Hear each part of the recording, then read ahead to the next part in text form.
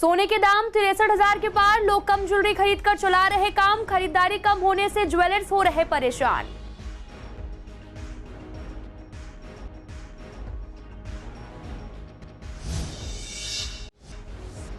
अचानक घर का छज्जा गिरने से बुजुर्ग की मौत। घटना के समय बुजुर्ग बाथरूम में नहा रहा था। पुलिस ने लापरवाही से मौत की धारा की दर्ज।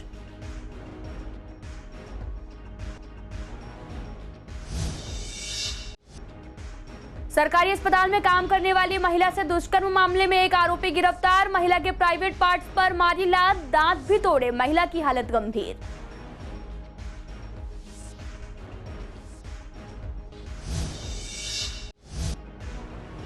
अस्पताल में जल्द खुलेगा dialysis centre. Public private partnership के आधार पर दी जाएगी सुविधा। कुछ प्रतिशत लोगों का मुफ्त में होगा डायलिसिस।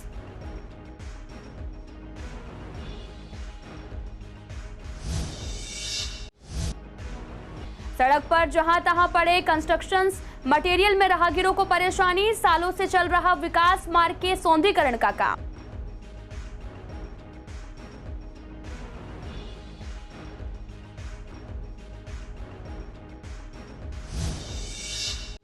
नमस्कार, मैं आपके साथ अंकिता पाल। आप सभी का पूर्व दिल्ली खास में एक बार फिर से स्वागत है। रुक करते हैं खबरों की तरफ। दुनिया में मची उथल पुथल का असर सोने की कीमतों में साफ देखा जा रहा। सोने की कीमतें ऑल टाइम हाई पर पहुंच चुकी हैं, जिन्हें देखकर खरीदारों को रोना आ रहा है। साथ ही आपको बता दें कि बढ़ी कीमतों से सोने के आभूषण खरीदने वालों का बजट चरमरा गया है। वहीं ज्वेलरी विक्रेताओं का जो हालत है वो काफी खराब है। हमारे संवाददाता ने इस बारे में कुछ ज्वेलर से बात की। उन्होंने बताया कि रेट बढ़ने से खरीदारी पर असर पड़ा है। कस्टमर कम हो गए हैं। जिनके घरों में शादी या फिर कोई अन्य आयोजन है, वे भी अब अपनी डिमांड से कम सोना खरीद कर ही काम चला रहे हैं। ज्वेलर्स का मानना है कि यूक्रेन की लड़ाई की वजह से भी सोने के दामों में उछाल देखने को मिल रहा और साथ ही सोने के दाम जो हैं वो 63,000 के पार रहे हैं। देखिए, सोना एक अच्छी इन्वेस्टमेंट है और अच्छा रिटर्न दे रहा है पिछले कुछ सालों में। और जहाँ तक रेट बढ़ने का सवाल है, ये इंटरनेशनल रेट के ऊपर डिपेंड करता है। लोकल मार्केट में आज जो है इंटरनेशनल मार्केट में $2,040 पर आउंस चल रहा है, जो मेरे हिसाब से अभी तक हाई है। और एक्सपर्ट्स कह रहे हैं कि 2040 को अगर ये क्रॉस करेगा तो शायद ये और 2070 2080 तक पहुँच सकता है। 2065 को 16 क्रॉस कर जाएगा। लेकिन मेन रीजन तो यूक्रेन और रशिया की लड़ाई है मेरे हिसाब से। अब बाकी मांग ज़्यादा है इस टाइम सोने की, इस डिमांड ज़्यादा है तो बढ़ता चल रहे हैं, सोने रेट बढ़ेगा। और जहाँ तक सवाल ये है कि महंगाई तो हर फील्ड में बढ़ रही है। जब हिसाब से महंगाई बढ़ती है तो सोना ही बढ़ता है। इसके लिए तो हम कुछ कभी कह ही नहीं सकते, क्योंकि MCX एक बड़ा कारक है। MCX पे जो गोल्ड का नहीं भी काम करते वो भी उसका ट्रेड करते हैं। तो ये गवर्नमेंट को ये सोचना होगा, क्योंकि गवर्नमेंट का रेवेन्यू आता है। और अगर आप मेरी पर्सनल थॉट पूछें तो MCX को बंद कर दिया जाए तो गोल्ड का रेट अपने आप कम आ जाएगा। दूसरा, कस्टम ड्यूटी 15%, 3% वो कस्टम ड्यूटी एक बहुत बड़ा फैक्टर है। तो कस्टम ड्यूटी कम हो नहीं रही, गवर्नमेंट उसको कम नहीं कर पा रही। और उसका जो सबसे बड़ा रीज़न ये है कि गोल्ड आम मार्केट में मुश्किल से मिलना। तो गवर्नमेंट को चाहिए कि जो रॉ गोल्ड है, प्योर गोल्ड है, उसकी उपलब्धता कराए, जिससे कस्टम ड्यूटी कम हो। तो वहीं शिवविहार इलाके में बृहस्पतिवार सुबह एक मकान का छज्जा अचानक से गिर गया। हादसे के वक्त छज्जे के ऊपर बने बाथरूम में बुजुर्ग नहा रहा था। नहाते हुए नीचे गिर गया और मलबे में दबने से उनकी मौत हो। मृतक की पहचान शिवविहार फेज 8 निवासी रोशन के रूप में हुई है। पुलिस ने शव को पोस्टमार्टम के लिए जीटीबी अस्पताल भेजा गया और करावल नगर थाना ने लापरवाही से मौत की धारा में केस दर्ज किया। पुलिस का कहना है कि मकान 30 साल पुराना होने की वजह से जर्जर हालत में था, जिस वजह से हादसा हो गया। रोशन के परिवार में पत्नी विमला और 2 बेटे हैं और एक बेटा भजनपुरा और दूसरा मध्य प्रदेश में रहता है। दंपति एक मंजिला मकान में अकेले रहते थे। दिल्ली के एक सरकारी अस्पताल में ठेके पर काम करने वाली कोंडली की एक महिला के साथ बलात्कार के मामले में पुलिस ने शाकिर नाम के एक आरोपी को गिरफ्तार किया है।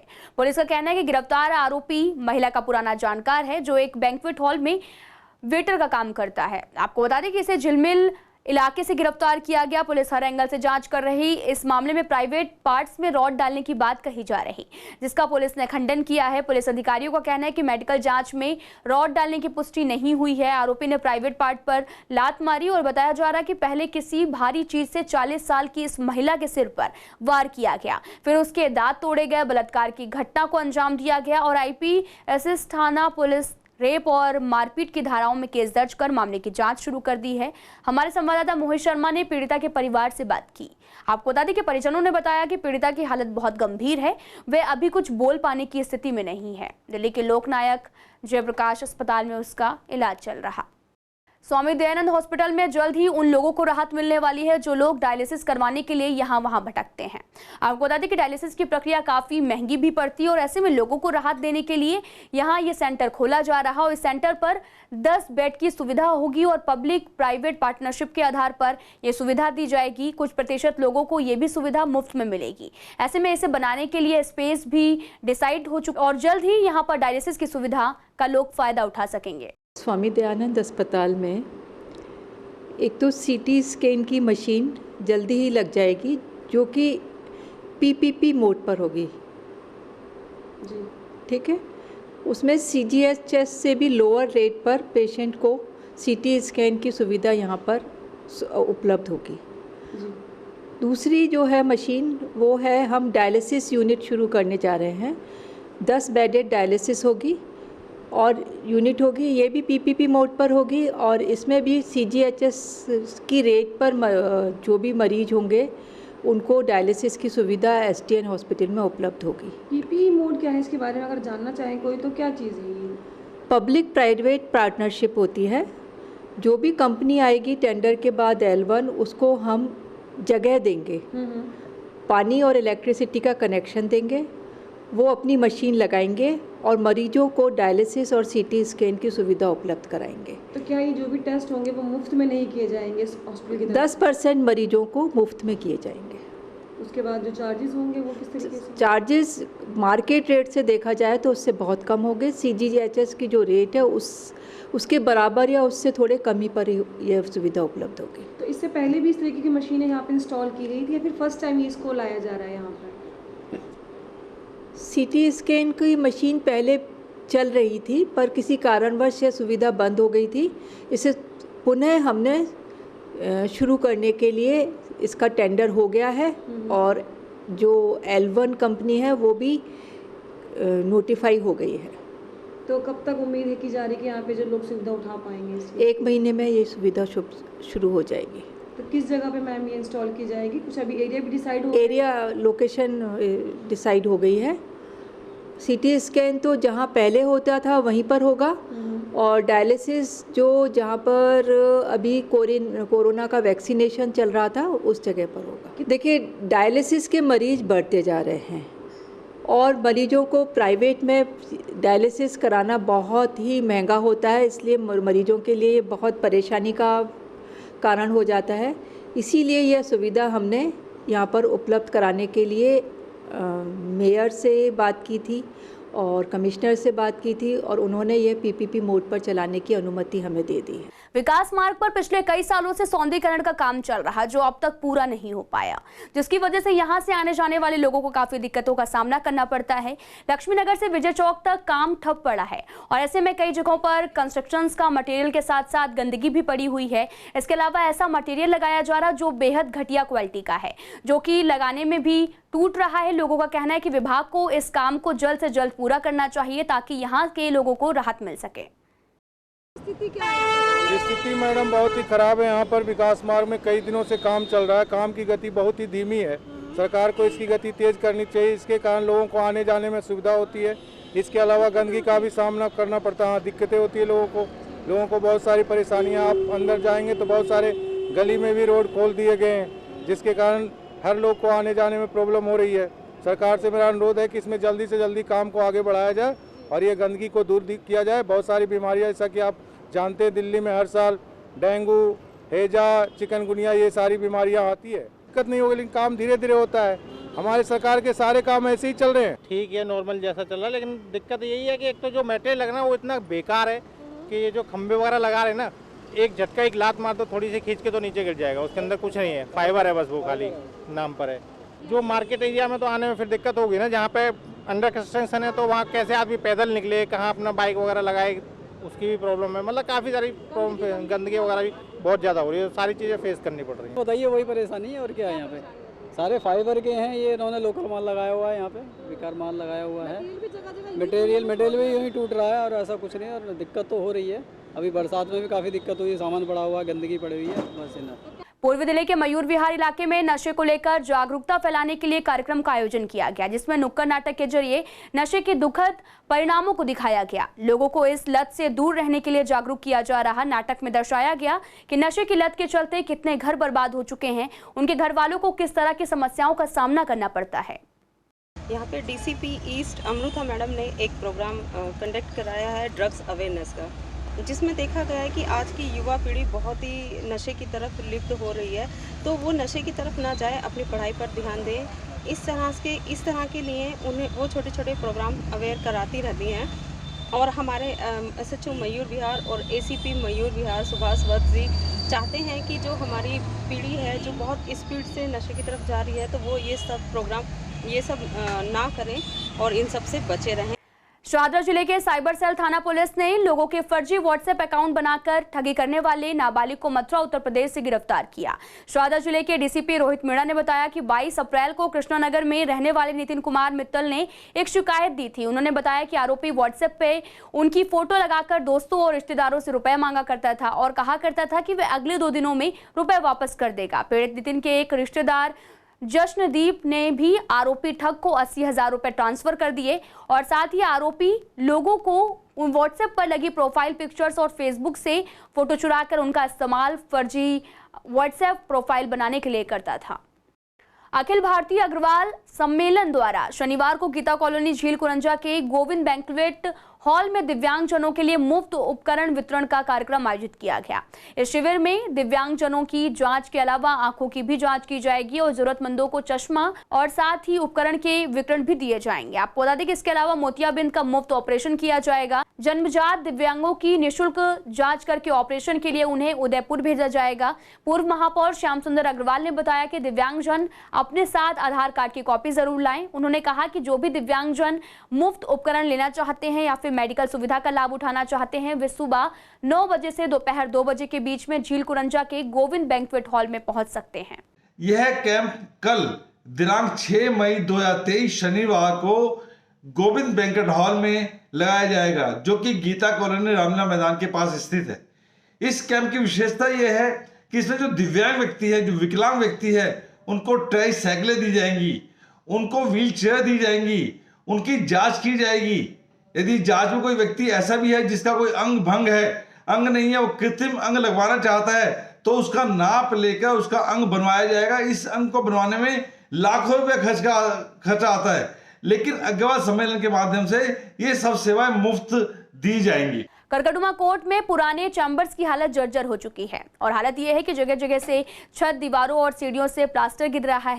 जहां से प्लास्टर हटा है वहां पर जंग खाए सरिये साफ दिखाई दे रहे। वकीलों के मुताबिक कोर्ट की बिल्डिंग मेंटेनेंस कमेटी के साथ साथ संबंधित विभाग के अधिकारी बिल्डिंग की ओर बिल्कुल ध्यान नहीं दे रहे। इस बारे में हमारे संवाददाता ने कुछ वकीलों से बात की। उन्होंने बताया कि डी ब्लॉक जहां पर टाइपिस्ट और फोटोकॉपी का काम होता है, वहां की हालत बहुत जर्जर है। यहाँ पर रेनोवेशन का काम शुरू कराया गया था, लेकिन उसकी रफ्तार काफी धीमी गति से चल रही और अगर इस बीच भूकंप आया तो बिल्डिंग का जर्जर हिस्सा भी गिर सकता है। उन्होंने कहा कि हमारा बार एसोसिएशन से निवेदन है, या तो कंस्ट्रक्शन का काम जो है वो जल्द पूरा कर दिया जाए, इसका कोई अल्टरनेट निकाला जाए ताकि कोई हादसा ना हो। देखिए, करकटुमा कोर्ट में काफी टाइम से कंस्ट्रक्शन चल रही है। हमारे डी ब्लॉक में चैम्बर्स हैं वकीलों के, जहाँ पे क्लाइंट्स भी आते हैं, वकील भी होते हैं और वहाँ पे टाइपराइटर भी बैठे हुए हैं जो अपने टाइपिंग का काम करते हैं। हमें दिक्कत सिर्फ ये आ रही है उस कंस्ट्रक्शन से कि वो बहुत ही जर्जर हालत में हो गई है। जो जीना है या जो दीवारें हैं वहां से प्लस्तर गिरता रहता है और जहाँ पे जान का नुकसान भी है। तो हमारा सिर्फ एक यही मांग है कि भाई वो कंस्ट्रक्शन को जल्द से जल्द खत्म कर दिया जाए या उस कंस्ट्रक्शन को रोक दिया जाए कुछ टाइम के लिए, या उसका कोई और ऑल्टरनेट निकाला जाए। बस इसके अलावा हम कुछ नहीं मांगते हैं अपनी बार एसोसिएशन से, बस हम यही कहते हैं कि उस कंस्ट्रक्शन को या तो रोक दिया जाए कुछ टाइम के लिए या उसका कोई और हल निकाला जाए। पीडब्ल्यूडी काम अधूरा छोड़कर लोगों के लिए परेशानी खड़ी कर देते हैं। ईस्ट अर्जुन नगर स्थित सड़क जो कि अनुपम अपार्टमेंट के सामने है, यहाँ पर तकरीबन 1 महीने पहले सीवर डालने का काम किया गया था। उसके बाद इस सड़क को यूं ही छोड़ दिया गया। यहाँ के लोगों ने बताया कि सड़क टूटी हुई है और धूल उड़ने से सांस लेने में काफी दिक्कत होती है। दूसरी ओर बरसात का पानी सड़क पर भर जाता है और इसकी वजह से अक्सर लोग फिसल कर चोटिल हो जाते हैं। ये सड़क के साथ पानी भर जा रहा है, मिट्टी उड़ रही, सूख जा रहा था, मिट्टी उड़ रही है। अभी एक बच्चा भी यहाँ गिर गया, अभी बात है। कंप्लेन अंदर बेचारा 2 बार किया था, पता नहीं कि लोग आए कि नहीं आए। ये क्या नाम है, सीवर लाइन डाले हैं इसमें, 1 महीना हो गया, बहुत धूल मिट्टी उड़ रही है, हम लोग तो परेशान हो रहे हैं गेट पे। नहीं अभी तो कह रहे हैं बन जाएगा 1 हफ्ते में, पता नहीं बनेगा नहीं बनेगा। परेशानी बहुत हो रही है, लोगों को अंदर धूल मिट्टी वाले हल्ला कर रहे हैं, अस्पताल वाले हल्ला कर रहे हैं सारे, बहुत दिक्कत हो रही है सांस लेने में। देखो हम लोग मास्क लगा रहे, जो को मास्क नहीं लगाए तब भी धूल मिट्टी, बड़ी कीचड़ हो रही थी। तो ये काफ़ी दिक्कत होती है निकलने के लिए, गिरने का भी डर रहता है, इसके अंदर पानी भर जाता है। जैसे 2 दिन बरसात थी तो पानी भरा हुआ था काफ़ी ज़्यादा, वहाँ स्टार्टिंग से लेकर एंड तक यही हाल है इसका। ये काफ़ी दिन से ऐसी दिक्कत हो रही है इसके साथ। गवर्नमेंट को रिपेयरिंग करनी चाहिए, गवर्नमेंट का फ़र्ज़ है, एमसीडी का फ़र्ज़ है जल्दी से जल्दी रिपेयर करे ताकि लोगों को निकलने में आसानी हो, बच्चों को निकलने में आसानी हो, लेडीज़ को या रिक्शे वालों को दिक्कत। दिल्ली सरकार के रेवेन्यू डिपार्टमेंट ने ट्रांसफर ड्यूटी में एमसीडी की मांग पर शेयर्स का 1% बढ़ा दिया है। महिलाओं के नाम पर रजिस्टर्ड प्रॉपर्टी पर जितनी ट्रांसफर ड्यूटी मिलती है उसमें से एमसीडी शेयर्स अब 3% और पुरुषों के नाम रजिस्टर्ड प्रॉपर्टी पर मिलने वाले शेयर्स पर 4% एमसीडी को दिल्ली सरकार से मिलेगा। इस मसले पर हमने पूर्वी दिल्ली के पार्षद से बात की। निगम पार्षद संदीप कपूर का कहना है कि हमारी काफी समय से मांग थी कि दिल्ली सरकार एमसीडी का 1% ड्यूटी शेयर बढ़ाए, जिसकी मांग अब मान ली गई है, जिसे हम तनख्वाह समय पर दे पाएंगे। निगम में हमारी वर्षों से एक मांग थी कि निगम का जो रेवेन्यू है, जो आर्थिक स्रोत है, उन्हें बनाने के लिए कुछ नए चेंजेस निगम के टैक्स स्ट्रक्चर में किए जाए। तो हम लोगों ने प्रपोज किया था कि जो रजिस्ट्री का जो एक पर्टिकुलर परसेंटेज है जो निगम को मिलती है दिल्ली सरकार द्वारा, उसे बढ़ाया जाए। लेकिन पिछले 8 साल से हमने देखा कि निगम के अंदर भारतीय जनता पार्टी का शासन था और दिल्ली के अंदर आम आदमी पार्टी सरकार थी, तो उस काम को नहीं कर रही थी क्योंकि उससे निगम की आर्थिक अवस्था सुदृढ़ होती और हम समय से तनख्वाह दे पाते। लेकिन कोई बात नहीं है, देर है दुरुस्त है। अब जब निगम के अंदर मेयर आम आदमी पार्टी की बनी है तो उस पुरानी लंबित मांग को दिल्ली सरकार ने मान लिया। अब जो रजिस्ट्री का जो पैसा आएगा उसमें महिलाओं के जो रजिस्ट्री होगी उसमें 3% और पुरुषों की अगर रजिस्ट्री करवाएंगे तो उसमें 4% जो उसका रेवेन्यू की शेयरिंग वो निगम के साथ होगी। फिलहाल इस बुलेटिन में इतना ही। तमाम खबरों के लिए आप देखते रहिए पूर्वी दिल्ली खास।